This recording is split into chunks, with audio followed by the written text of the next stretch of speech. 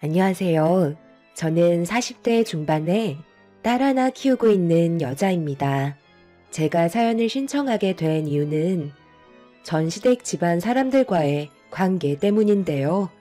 기억하고 싶지 않았던 과거였는데 얼마 전에 그 사람들과 마주하게 되면서 또다시 그때의 시간들이 생생히 떠올라 버렸습니다.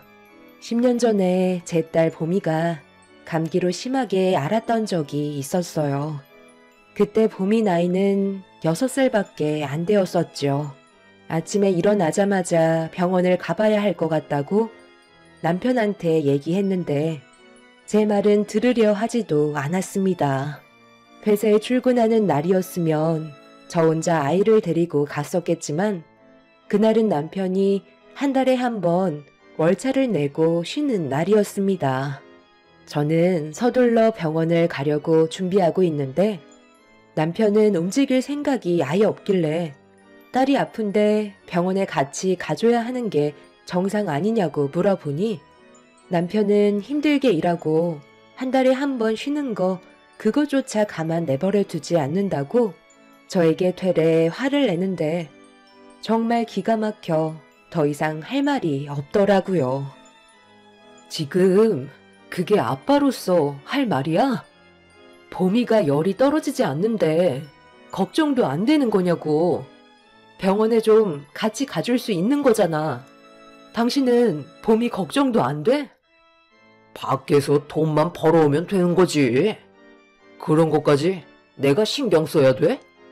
그리고 감기 가지고 왜 이리 호들갑이야?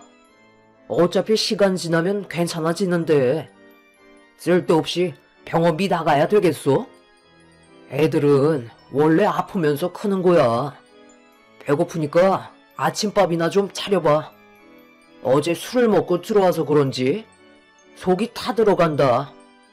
내가 힘들게 벌어오는 돈 허튼 데 쓸 생각하지 말고 집에서 해결할 생각이나 해.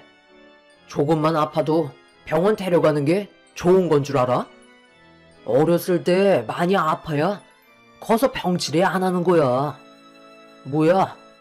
내 말 무시하는 거야? 그냥 집에 있으라니까. 아침 안 차려줄 거야? 지금 병원 같이 안 간다고 화난 거냐? 당신이랑 말조차 섞고 싶지 않아. 6살밖에 안 된 애가 고열로 힘들어하고 있는데 병원비 나가는 게 아깝다고?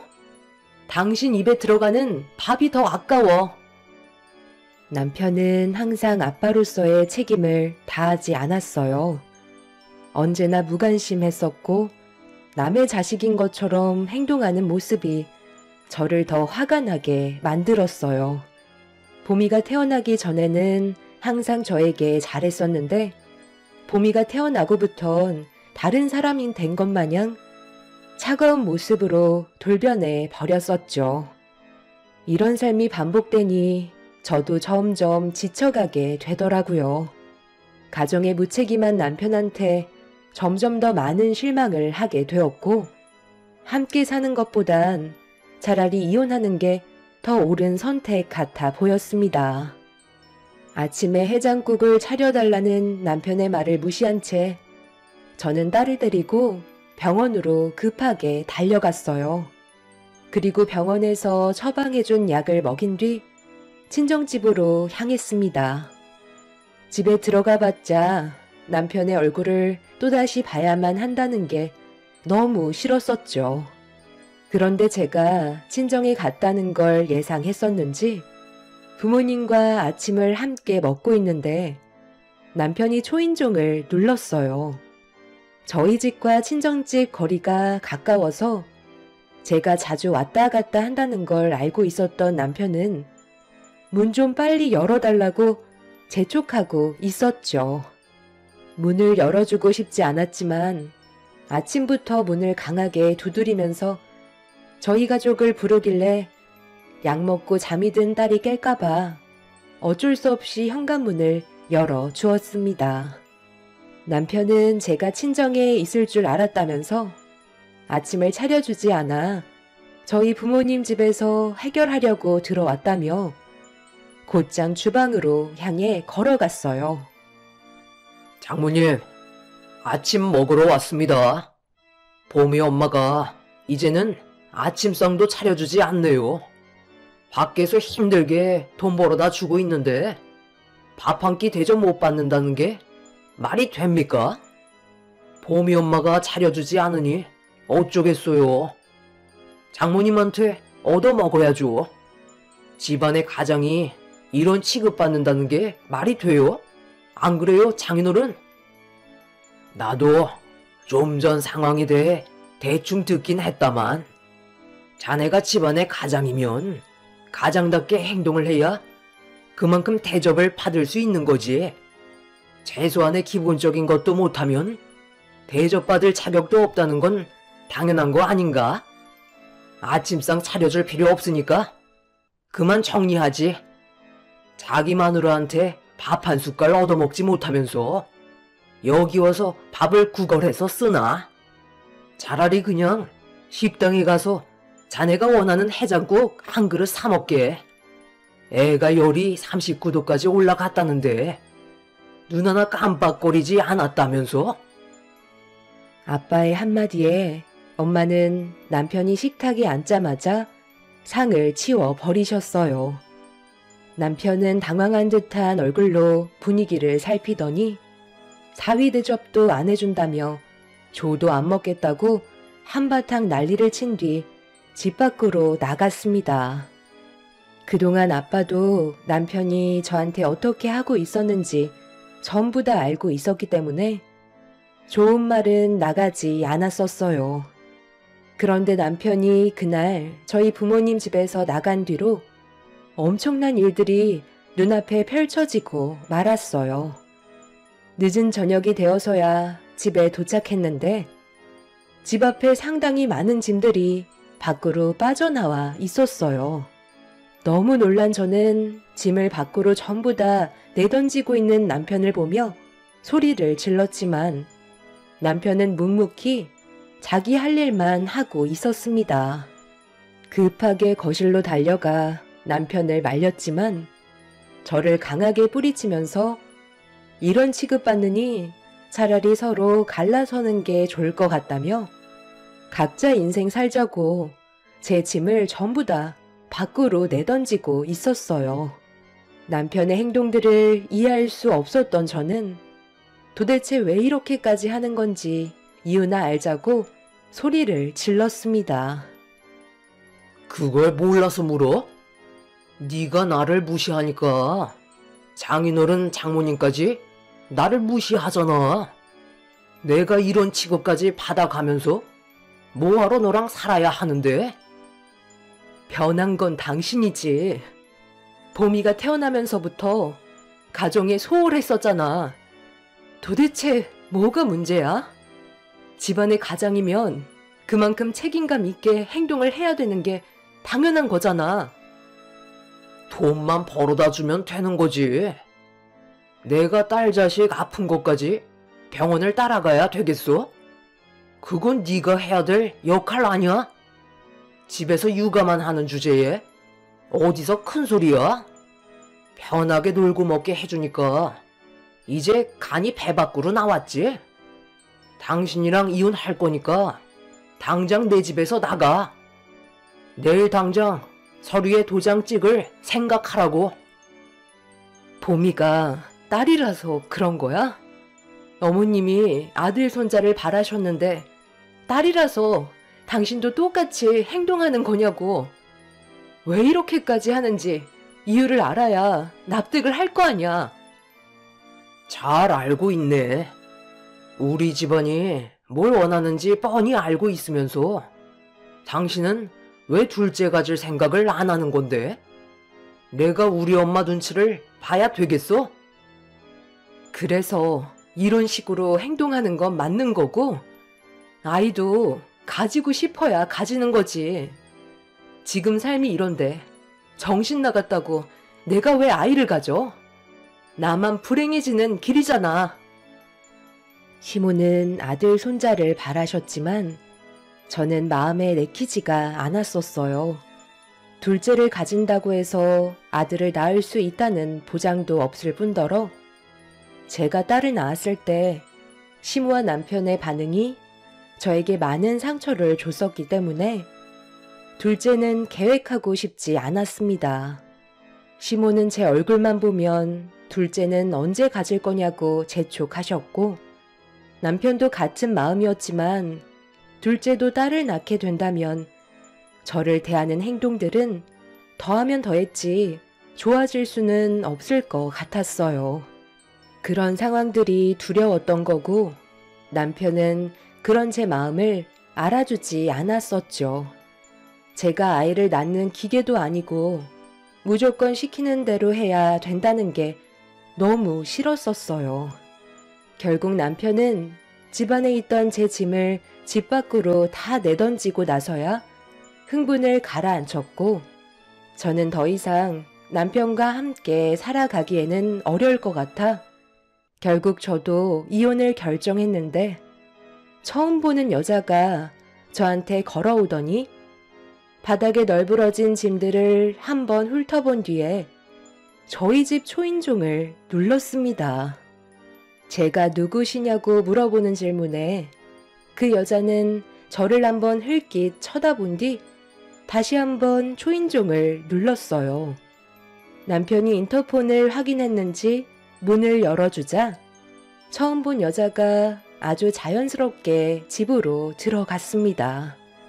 문이 닫히려고 하는 거 가로막아선 뒤 무슨 상황이냐고 물어보자 남편은 새로 들인 마누라라며 저에게 엄청난 충격을 안겨주었고 남편의 돌발 행동에 경악을 하고 말았습니다. 막장까지 가는 남편한테 뭐하는 짓이냐고 소리를 지르면서 문을 닫지 못하게 안간힘을 쓰고 있는데 갑자기 누군가 제 옷을 잡고 뒤로 낚아채 넘어뜨렸어요. 넘어진 상태에서 고개를 들어 위를 쳐다보니 시모가 저를 노려보고 있었습니다. 이미 시모는 모든 상황을 대충 알고 있는 듯 보였고 시모가 현관문으로 들어가면서 문이 굳게 닫혀버렸죠. 너무 갑작스럽게 일어난 돌발 상황을 어떻게 처리해야 될지 몰라 그 자리에서 현관문만 바라본 채 멍하니 있었어요. 아무리 생각해도 이건 아닌 것 같아 현관 비밀번호를 누르고 다시 들어가려 했지만 이미 남편은 비밀번호까지 바꿔둔 상태였어요. 제 딸 보미가 이런 상황들에 많이 놀랐는지 눈물을 멈추지 않길래 일단 딸부터 진정시켜야 할 것 같아 아이를 데리고 친정으로 다시 들어갔어요.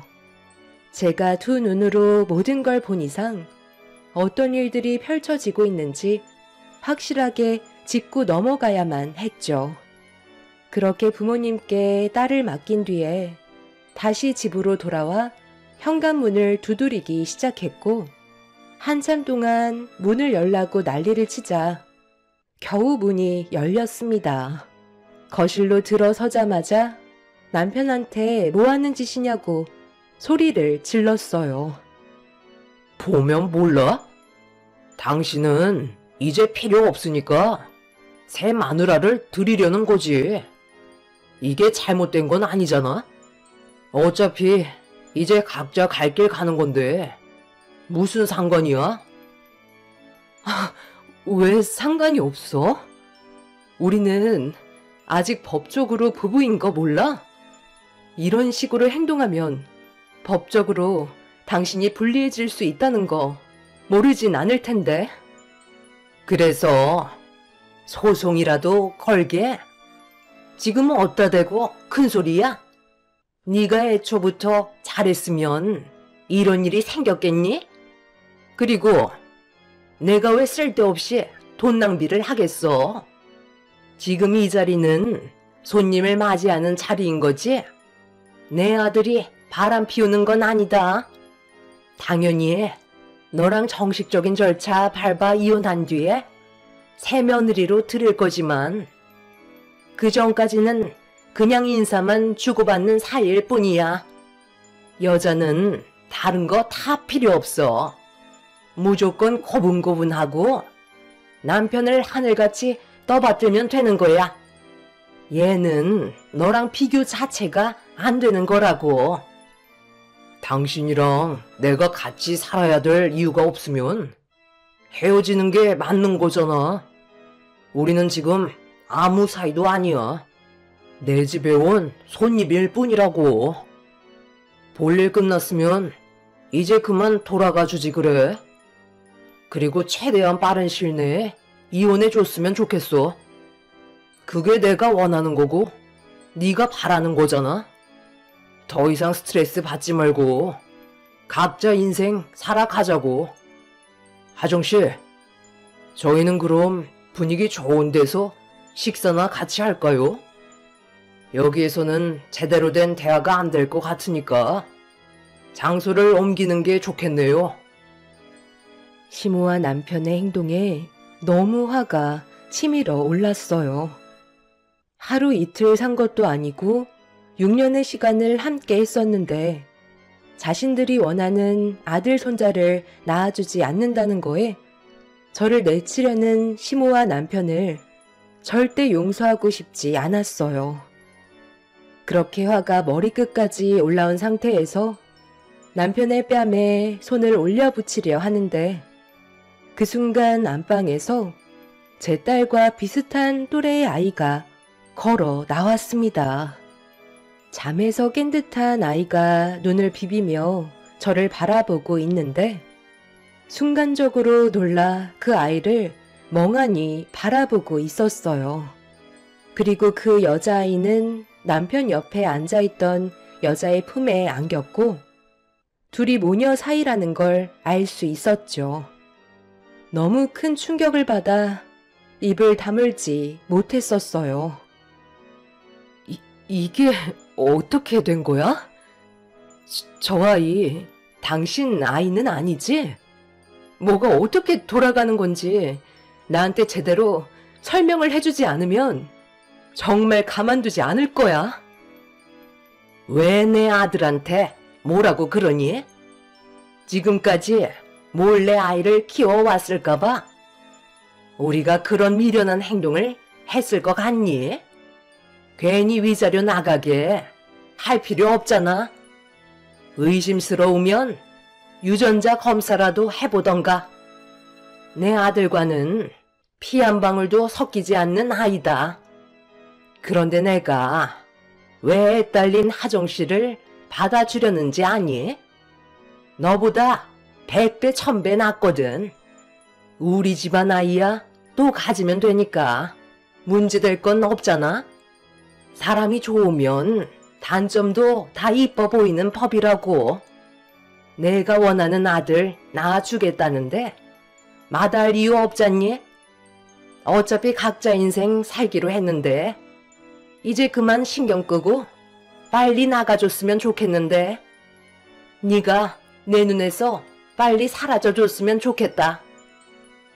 저기 기호씨, 이번에 제 딸 서윤이가 치과를 갔었는데 치아가 고르지 않아서 교정을 하는 게 좋을 것 같다고 하는데 치료 비용이 너무 많이 들더라고요. 한 400 정도 하는 것 같은데 이 카드로 긁어도 되는 거죠? 그리고 이 집에 들여올 물건들도 이제 하나하나 새로 장만해야 될 것 같은데 어떻게 할까요? 그거야 하정씨가 알아서 하면 되지. 그런 건 나한테 안 물어봐도 되니까 하고 싶은 대로 다 해. 치료비가 400만 원 든다고? 그것도 그냥 일시불로 결제하면 돼. 필요한 물건들 있으면 부담 갖지 말고 다 사면 되는 거야. 내가 이제 당신 남편인데 그런 거 하나 못 해주겠어? 나랑 결혼하면 평생 행복하게 해준다고 했잖아. 놀고들 있네. 애 딸린 여자를 새 아내로 들인다고? 당신 정말 정신 나갔구나? 도대체 뭐 때문에 이렇게까지 하는 건데? 고작 아들 하나 보려고 이런 상황까지 만드는 거야? 보미는 소아값이 4,000원 나오는 것도 아까우니까 병원 가지 말라고 해놓고 남의 딸 자식은 치과 치료비 400만 원을 일시불로 결제하라고? 저는 결국 남편의 얼굴에 손을 올려 붙여버렸어요. 제 딸은 병원비 4,000원도 아까워서 가지 말라고 해놓고 남의 자식은 400만 원이나 되는 큰 금액을 일시불로 결제하라는 말에 너무 큰 상처를 받게 되었죠. 더 이상 볼 필요도 없을 것 같아 남편의 뺨에 손을 올려 붙인 뒤 다음날 이혼하자고 확실하게 못 박은 다음 지긋지긋했던 그 집에서 나와 버렸습니다.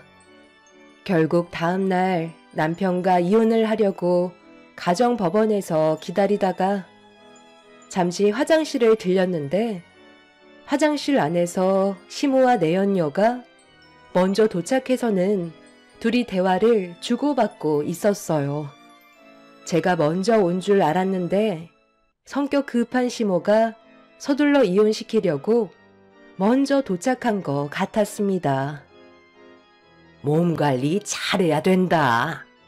오늘 이혼하면 너희 둘이 같이 사는 거 아무 문제 없으니까 힘들어도 조금만 참아라. 뱃속의 아이는 건강하게 잘 있고. 네, 착상도 잘 돼서 크게 걱정할 필요 없다고 했어요. 무리하지 않게 안정만 취하면 된다던데요. 어머님, 오늘 저희 맛있는 거 먹으러 가면 안 돼요? 아유, 왜 안 돼? 당연히 되지. 먹고 싶은 거 있으면 다 말해봐라. 뱃속에 있는 우리 손주 배가 많이 고픈 모양이네. 그나저나 내 아들은 왜 이렇게 늦는 거야? 이제야 대충 알 것 같네요. 저 여자 뱃속에 그 사람 아이가 들어선 거였어요. 상간소송 위자료 안 주려고 저한테 거짓말까지 하셨는데 이거 어쩌죠? 저한테 딱 걸렸는데요. 합의 이혼하고 끝냈으면 억울해서 어쩔 뻔했어요. 이대로는 이혼 못할 것 같네요. 제대로 준비해서 다시 이혼 절차 밟겠습니다. 내연녀 뱃속에 남편의 아이가 들었다는 걸 알게 된 순간 저는 그 여자를 상대로 상견녀 소송을 걸었고 뒤늦게 도착한 남편은 제가 이 사실을 알았다는 거에 얼굴이 사색이 되고 말았습니다. 남편은 시모에게 따라오지 말라고 얘기했었는데 굳이 따라와서 제가 다 알게 됐다며 난리를 쳤지만 이미 제 귀로 모든 사실을 들었기 때문에 더는 두고 볼 수가 없었어요.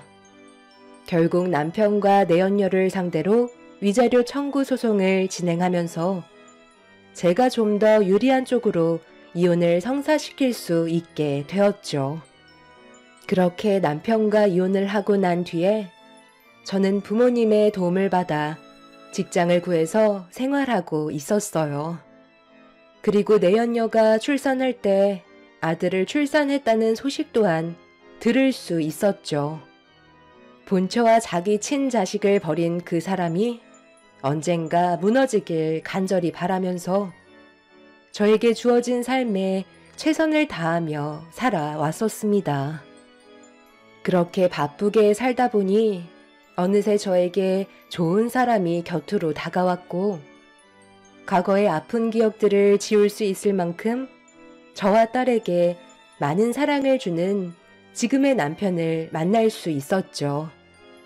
현재가 행복해서 그런지 과거의 기억을 전부 잊고 살아왔었는데 전 남편과 이혼을 한 지 10년 만에 제 앞에 모습을 나타냈습니다. 예상하지 못한 상황이라 많이 당황스러웠었어요. 저희 가족이 집으로 들어가려는데 휠체어를 끌며 언덕을 올라가지 못하고 힘겨워하는 한 노인이 집 앞에 있었어요. 그리고 그 모습을 그냥 지나치지 않고 딸이 뒤에서 밀어주었죠. 남편도 덩달아 함께 밀어준 뒤 언덕까지 올려보내드렸고 보미와 함께 서로 웃으면서 걸어 내려오고 있는데 언덕 위에서 저희 가족을 쳐다보던 노인분이 푹 눌러쓴 모자를 벗으며 저희가 있는 곳을 바라봤어요. 그리고 그 노인과 제가 눈이 마주치게 되었죠. 어디서 많이 본 것 같아 노인을 유심히 바라보고 있는데 10년 전 기억이 떠오르면서 저에게 온갖 상처를 안겨주었던 전시모라는 걸 알 수 있었습니다. 그리고 잠시 뒤 한 남자가 발을 쩔뚝거리며 시모 옆으로 다가가 휠체어에 실렸던 고물들을 정리하고 있는데 전시모가 저를 보며 손으로 가리켰고 옆에 있던 남자는 저를 바라봤습니다. 저와 눈이 마주친 사람은 전 남편인 걸 알 수 있었죠. 10년 만에 무슨 일이 있었던 건지 두 모자는 몰골이 말이 아니었어요. 저는 그 모습을 보고 저희 집에 또 다른 피해가 오게 될까봐 서둘러 남편과 제 딸을 데리고 집으로 들어가려 하는데 전 남편이 저를 부르면서 잠깐만 기다려 달라며 목발을 짚고 급하게 내려오고 있었습니다. 저를 보며 달려온 전 남편은 어색한 미소로 오래간만이라면서 잘 지내고 있었냐고 인사를 하고 있었어요. 보미는 10년이 지나서 그런지 자기 친아빠의 얼굴을 알아보지 못하고 있었습니다. 남편은 그 사람을 보면서 경계를 하고 있었는데 제가 침착하게 설명을 했어요. 남편은 그제서야 전 남편을 위아래로 훑어보더니 먼저 집으로 들어갔습니다. 보미도 남편이 들어가자 아빠라고 부르면서 같이 뒤따라 들어갔고 저는 그제서야 입을 열었어요. 그냥 갈 길 가면 되지. 우리가 무슨 볼 일이 있다고 나를 부른 거야? 당신 모습을 보니까 안 물어봐도 어떤 삶을 살고 있는지 대충은 알 것 같네. 우리 엄마가 얘기해주지 않았다면 못 알아볼 뻔했어. 정말 몰라보게 많이 변했다. 나는 보다시피 이렇게 살고 있어. 고문이나 주워서 엄마랑 하루하루 삶을 연장하고 있긴 하지만 이것도 쉽지가 않네. 10년 만에 얼굴 보는데 이런 말 해서 정말 미안하지만 돈 좀 줄 수 없을까? 오늘은 생각보다 고물이 많지 않아서 국밥 한 그릇 사 먹을 수 있으려나 모르겠다. 지금의 나는 자존심 같은 건 이미 버린 지 오래거든. 돈도 많아 보이는데 밥값 좀 부탁할게. 잘 먹고 잘 살 것처럼 하더니 결국 이런 꼴이야? 내 딸한테는 병원비도 아까워하던 사람이 다른 여자의 자식에게는 큰돈도 아낌없이 썼잖아. 10년이 지났다고 그 감정이 어디 가겠어? 그때의 상처는 아직까지 남아있다고. 나는 당신한테 10,000원 한 장 주는 것도 아까워. 내 눈앞에서 그만 사라져. 여기가 너희 집이니? 문패에 가족들 이름 적혀 있는 거 보니 맞는 것 같은데 저택에서 살 정도로 상당히 부유한 집안에 시집간 것 같은데 예정을 생각해서라도 한 끼만 사 먹게 돈 좀 줄 수 없을까?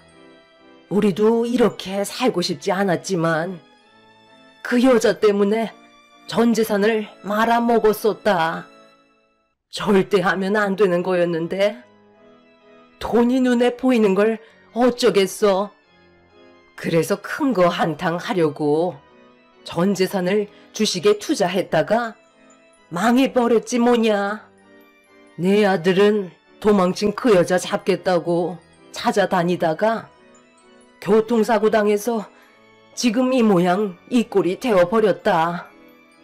우리 핏줄 임신했다고 거짓말까지 한 걸 보면 그 여자는 작정하고 우리한테 들어온 거였다니까.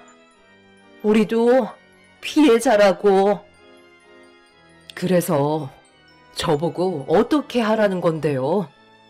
그건 그쪽 사정이지 제가 알 바는 아니잖아요? 당신 같은 사람들한테 10,000원도 아까워요.